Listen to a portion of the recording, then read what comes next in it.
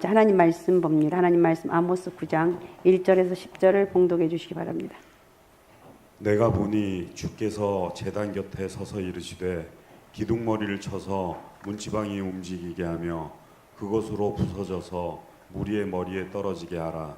내가 그 남은 자를 칼로 죽이리니 그 중에서 한 사람도 도망하지 못하며 그 중에서 한 사람도 피하지 못하리라. 그들이 파고 스올로 들어갈지라도 내 손이 거기에서 붙잡아낼 것이요 하늘로 올라갈지라도 내가 거기에서 붙잡아 내릴 것이며 갈멜산 꼭대기에 숨을지라도 내가 거기에서 찾아낼 것이요 내 눈을 피하여 바다 밑에 숨을지라도 내가 거기에서 뱀을 명령하여 물게 할 것이요 그 원수 앞에 사로잡혀 갈지라도 내가 거기에서 칼을 명령하여 죽이게 할 것이라. 내가 그들에게 주목하여 화를 내리고 복을 내리지 아니하리라 하시니라. 주 만군의 여호와는 땅을 만져 높게 하사 거기 거주하는 자가 애통하게 하시며 그 온 땅이 강이 넘침같이 솟아오르며 애국감같이 낮아지게 하시는 이요 그의 궁전을 하늘에 세우시며 그 궁창의 기초를 땅에 두시며 바닷물을 불러 지면에 쏟으시니 이는 그 쏟으시는 이니 그 이름은 여호와니시라. 여호와의 말씀이니라. 이스라엘 자손들아 너희는 내게 구수족같이 아니하냐. 내가 이스라엘을 애굽 땅에서 블레셋 사람을 갑돌에서 아람 사람을 기르에서 올라오게 하지 아니하였느냐. 보라 주 여호와의 눈이 범죄한 나라를 주목하노니 내가 그것을 지면에서 멸하리라. 그러나 야곱의 집은 온전히 멸하지 아니하리라. 여호와의 말씀이니라. 보라 내가 명령하여 이스라엘 족속을 만국 중에서 체질하기를 채로 체질함같이 하려니와 그 한 알갱이도 땅에 떨어지지 아니하리라. 내 백성 중에서 말하기를 화가 우리에게 미치지 아니하며 이르지 아니하리라 하는 모든 죄인은 칼에 죽으리라. 아멘. 자, 오늘은 피할 수 없는 하나님의 눈입니다. 한번 따라해 봅시다. 피할 수 없는 하나님의 눈. 네, 오늘은 마지막 아모스의 5번째 환상입니다. 그 무대는 5번째 환상은 무대가 성전이에요. 주님께서 성전의 제단 곁에 서 있다고 말하는데 1절 한번 읽어주시기 바랍니다. 1절. 내가 보니 주께서 제단 곁에 서서 이르시되 네, 제단 곁에 서서 이르시되 기둥머리를 쳐서 문지방이 움직이게 하며 그것으로 부서져서 무리의 머리에 떨어지게 하라. 내가 그 남은 자를 칼로 죽이리니 그 중에서 한 사람도 도망하지 못하며 그 중에서 한 사람도 피하지 못하리라. 네, 하나님은 성전에 기둥머리를 쳐 성전을 무너뜨렸습니다. 이스라엘이 자랑하던 성전이 무너지고 그 아래서 예배를 드리고 있던 많은 사람들이 죽임을 당해요.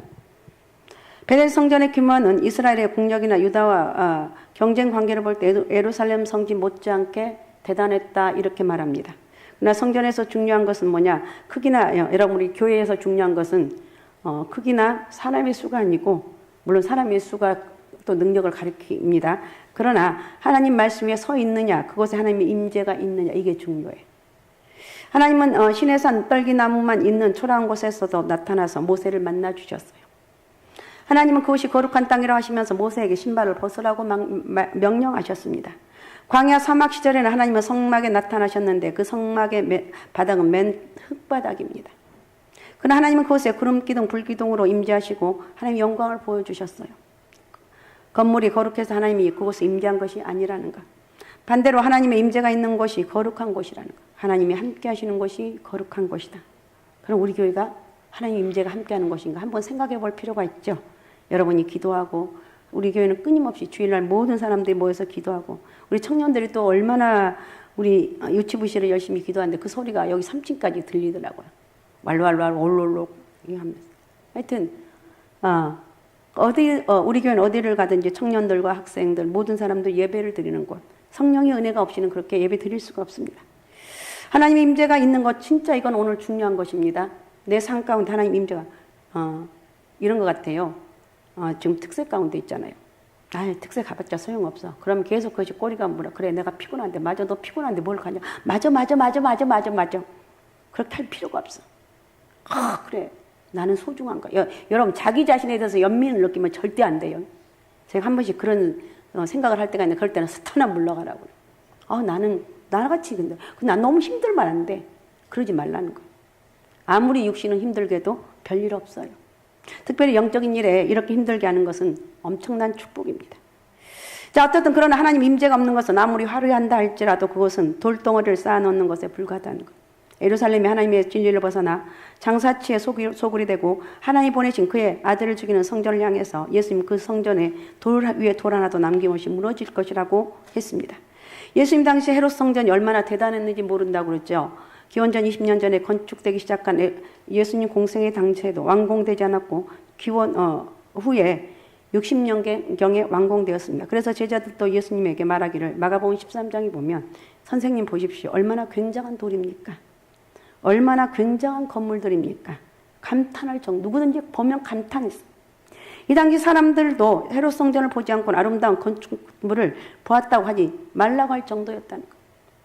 유대 전쟁사를 보면 요세푸스가 썼는데 요세푸스는 자신의 책에서 성전의 모습에 대해서 이렇게 묘사를 하고 있는데, 성전의 외부 형태를 보는 자는 그 눈과 영혼으로 감탄할 수밖에 없었다. 왜냐하면 그 성전은 어느 곳이든 거대한 금으로 되어 있었고, 해가 뜨면 금판에서 불같은 광선이 반사되어서 그것을 똑바로 보려 해도 해를 직시할 수 없는 것 같이 눈을 돌려야 할 정도였기 때문이다. 이렇게 말하고 있습니다. 그러나 그런 성전을 향해서 주님께 뭐라고 했는가? 너는 이 큰 건물 성전을 보고 있느냐? 여기에 돌 하나도 돌 위에 남지 않고 다 무너질 것이다. 파멸을 선언하고 있습니다. 예수의 말씀대로 성전은 AD 60년에 완공된 지 불과 10년 만에, AD 70년 만에 정말 돌 위에 돌 하나 남지 않고 로마에서 철저하게 무너지고 10년 만에 무너졌다니까요. 건물보다 중요한 것은 하나님 말씀이고 하나님 진리. 이곳에 하나님 은혜가 있느냐? 여러분 각자 10년 가운데 하나님 은혜가 있는가? 이게 중요하다니까. 여러분 절대 자기 연민에 빠지지 말고, 나는 아무리 많은 지혜를 한다 할지라도 나는 무능한 존재고 하나님의 은혜가 없이는 불가능하다고. 알았습니까? 내 육신이 정말 여러분 주의 일을 정말 열심히 하다 보면 별일 다 있어요. 병원에도 가요. 제가 청년 때 그렇게 했고, 결혼해서도 얼마 죽기 살기로 했기 때문에 끄떡하면 고목사님 나를 대고 병원 갔던 것 같아요. 저는 위경련이 자주 일어나가지고 끄떡하면 이제 스트레스 받고 힘들면 막 그런 게 있나냐, 막 이게 차고 올라와요. 그러면 금방 죽는다고 하면, 하여튼 이 동네 그 병원들은 다 다녔던 것 같아요. 신가로고리 저기 무슨 병, 거기도 그렇게 갔다가 이게 오면 또 괜찮고 그랬던 것 같아요. 그러니까 그렇게 여러분 주의 일이나 하는 것은 힘들 수밖에 없어요. 하나님 은혜가 없이는 불가능해요. 하나님 은혜가 없이는 절망하고 넘어질 수밖에 없어요. 그러나 우리가 하나님 말씀과 진리가 없는 것은 제 아무리 화려한 것으로 지칭했을지라도 그것은 하나님이 계시지 않기 때문에, 하나님의 진리가 없고 불의가 가득한 성전은 무너뜨려 버릴 수밖에 없다는 거예요. 성전에서부터 시작된 하나님 심판은 엄청나고 매우 철저합니다. 성전 파괴에서 살아남은 자들 하나님께서 칼로 망하게 하겠다고 했습니다. 자, 2절부터 4절 한번 읽어주시기 바랍니다. 2절부터 4절.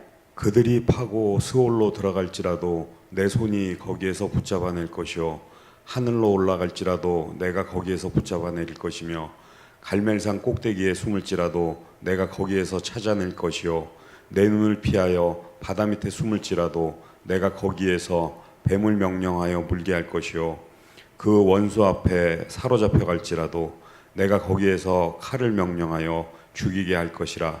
내가 그들에게 주목하여 화를 내리고 복을 내리지 아니하리라 하시니라. 예, 그러니까 하나님이 한번 심판하기로 작정하면 사람들이 피해서 수월로 지옥에 내려간다 할지라도 하나님 반드시 찾아내어 심판하겠다고 말하고 있습니다. 수월은 죽은 자만이 갈 수 있는 세계죠. 반대로 하늘로 올라갈지라도 찾아낼 것이다. 이스라엘에서 가장 울창한 갈멜산이 갈멜산입니다. 갈멜산 꼭대기에 숨을지라도 피하지 못할 것이고, 깊은 바다 속에 숨을지라도 하나님 바다 옛뱀을 이용해서 물게 할 것이라고 했습니다. 적국의 포로로 가서 이제는 안심하고 있다고 생각하는 그들에게도 칼의 심판을 피하지 못하게 될 거라고 말하고 있습니다. 우리는 하나님의 손에서 벗어날 수가 없다. 내가 피하여 어떤 곳에 숨는다 할지라도 하나님은 우리를 찾아낸다는 것. 에스겔서에 보면 하나님의 주변에 보호하는 내 생물처럼 생긴 천사들이 있습니다. 그런데 그들의 모습에 대해서 괴상하게 말하고 있습니다. 그들의 사방에 눈이 가득한, 우리 눈이 딱 2개밖에 없어서 앞만 보잖아요. 그런데 이 괴상한 괴물은 온 천지에 머리 전체에 눈이 있어요. 이것은 뭐냐? 모든 것을 꿰뚫고 있고 또 피할 수 없는 하나님의 전지하심의 상징이라 할 수가 있어요. 마치 모든 감시 카메라가 사방에 설치되어 있어 우리 일거수일투족을 다 감시하고 있는 것과 같다고 할 수가 있습니다. 요나는 하나님의 눈을 피해서 바다 끝으로 나려 하였지만 결국 하나님의 레이더망에 포착되고 하나님의 뜻대로 느네웨로 갈 수밖에 없었습니다. 흔히 위기의 때에는 부유한 자들과 유력한 자들은 다 빠져나가고 힘없는 자들만 당한다고 우리 가끔 그렇게 얘기하죠. 전쟁 나면 재빨리 먼 곳으로 피하며 달아나면 도망가면 그만이라고 생각하는데, 그러나 하나님의 심판은 철저해서 그들 추적해서 결국 심판에 이르게 한다. 이미 철저한 추적으로 유명한 곳이 이스라엘의 모사 드리는 정보기관일 수 있습니다. 이들은 2차 대전 당시에 유대인들을 학살했던 전범들을 집요하게 추적을 했습니다. 전쟁이 끝나고 수십 년이 지나도 그들을 추적해서 심판대에 세웁니다. 지난 1960년대에는 유대인 학살에 관여했던 독일 친위대 장관 아이히만이 아르헨티나에서 이름을 바꾸고 숨어 살다가 체포되기도 했습니다. 1988년도에는 나치 수용소 간수였던 사람이 체포되기도 했습니다. 인간의 추적도 이렇게 치밀하고 철저한데 모든 것을 아시고 모든 능력을 소유하신 하나님의 심판이어 더 말할 필요가 없다는 것. 인간의 심판은 허점이 있고 한계가 있을지라도 하나님의 심판은 예외가 없다. 믿습니까? 자, 그래서 오늘 피할 수 없는 하나님의 사랑을 우리는 깨달아야 돼. 아모스는 이렇게 하나님의 철저한 심판을 묘사하고 있지만 또 역으로 하나님의 사랑을 철저하게 우리에게 말하고 있어요. 우리가 좋아하는 시편 139편은 피할 수 없는 하나님의 사랑에 대해서 이렇게 노래하는데 시편 139편 7절에서 10절을 읽어주시기 바랍니다. 내가 주의 영을 떠나 어디로 가며 주의 앞에서 어디로 피하리이까. 내가 하늘에 올라갈지라도 거기 계시며 수월에 내 자리를 펼칠지라도 거기 계시나이다.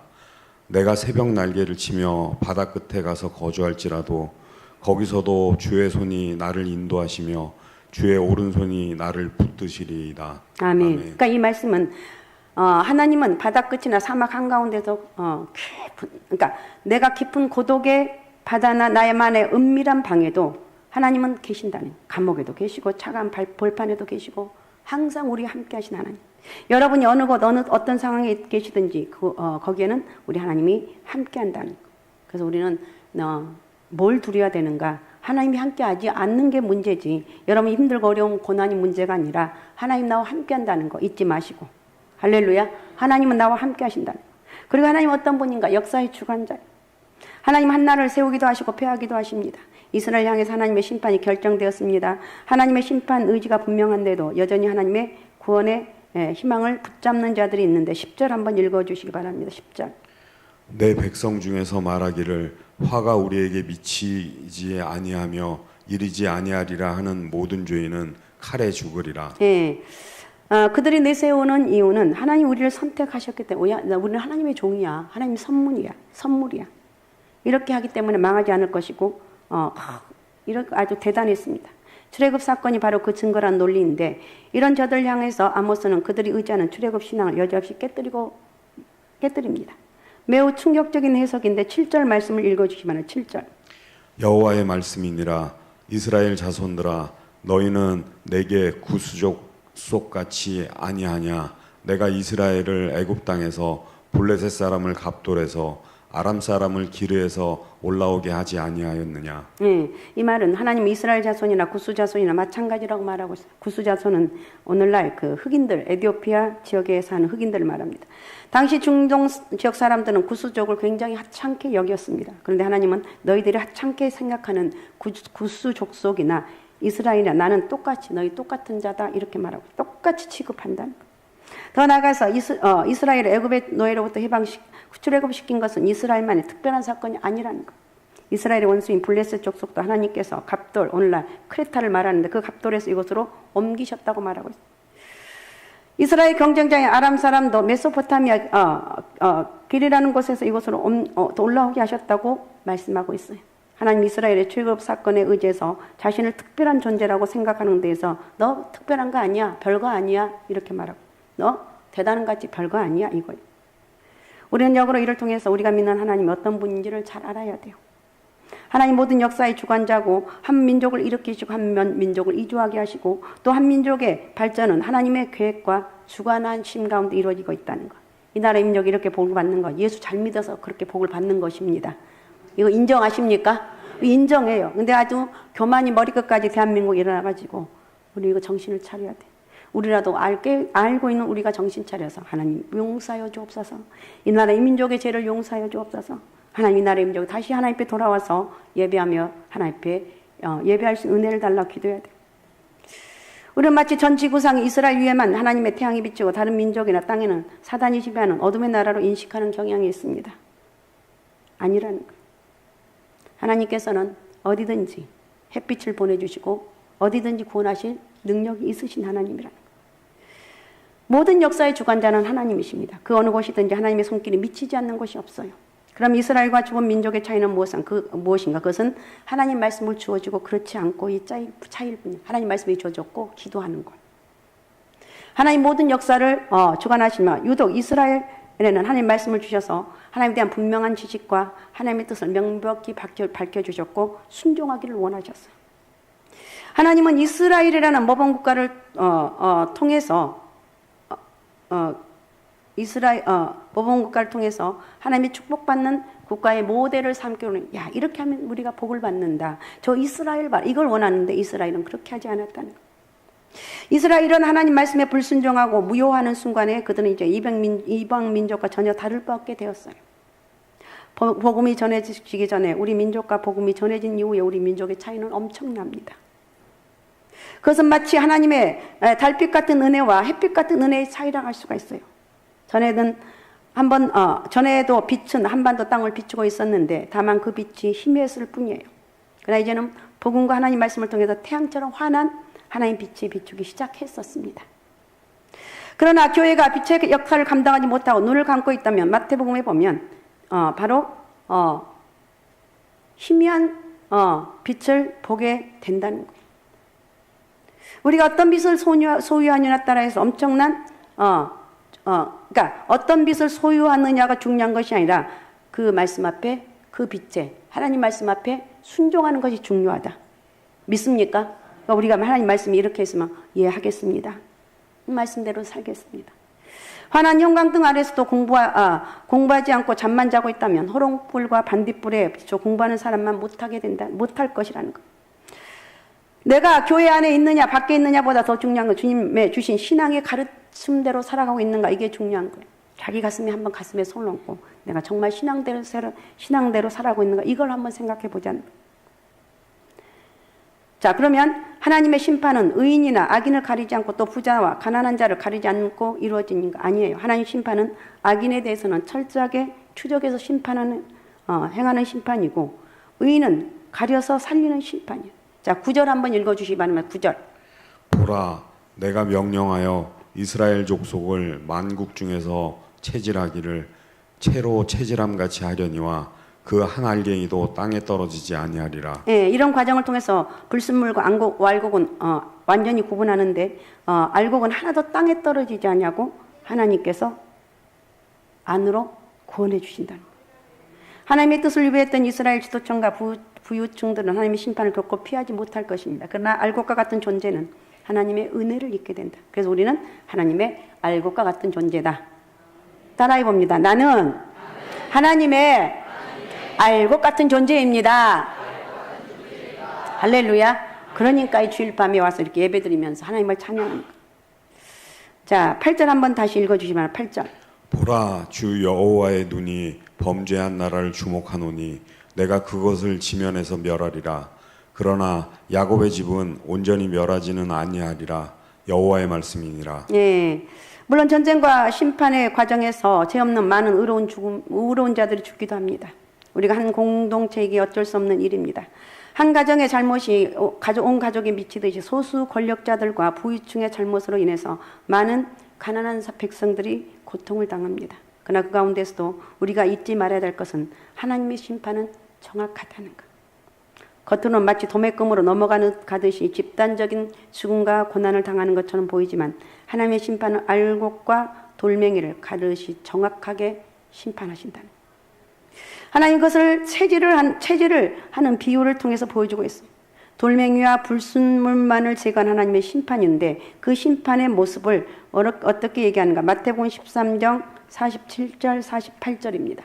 또 천국은 마치 바다에 치고 각종 물고기를 모으는 그물과 같으니 그물에 가득함에 물가로 끌어내고 앉아서 좋은 것은 그릇에 담고 못된 것은 내어버리느니라. 예, 물질을 해서 고기를 잡은 후에 어떻게 하는 육지나 바다에 앉아 고기를 구분한다는 것.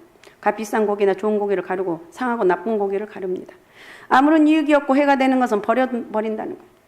그러면 한 인간이란 존재는 얼마나 소중하고 그 인생이 얼마나 무겁습니까? 무거워요. 우리 인간은 한 사람 생각 무거워요. 세상 법정에서 한 사람의 죄를 묻기에 수많은 증거들을 동원하고 오랜 세월을 흘려야 됩니다.